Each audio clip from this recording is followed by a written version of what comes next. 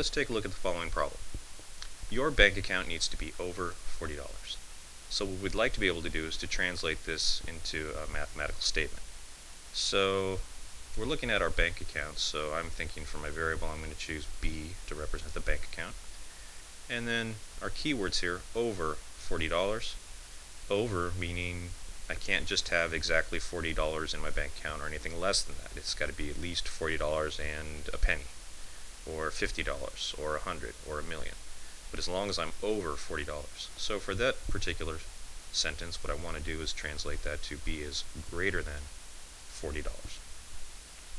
Alright, so now we've got from our sentence in English to mathematical statement. But what if I also want to visually see this? I want to see it as a graph. So let's make a number line. And you know what, since I have to go all the way up to 40, I'm just going to skip by 10s. We're going to start here at 0 and go by increments of 10, because that's a reasonable amount where I can still see the details of the graph. Okay, so now anything above $40 was going to be in this region over here. So like, 45, 50, like I said before, somewhere way out to the side, $1 million here, 100. But anything over here. So essentially we get a bunch of dots in a series where eventually it's just going to become one big long arrow.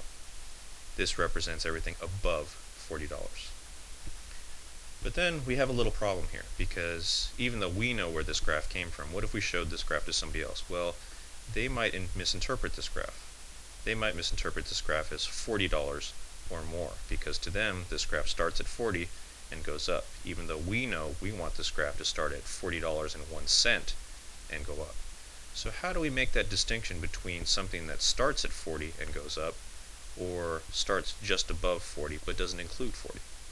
Well, the way we do that is we put a dot at the end, and depending on what that dot looks like, we can tell whether it starts exactly right there or just above it. So I'm going to erase a little bit here. And so what we want to do is we want it to describe that we're starting just above 40, but not on 40. So the dot we're going to put is an open dot. That open dot represents the fact that we want the graph to start at 40, but not include 40 as its initial number.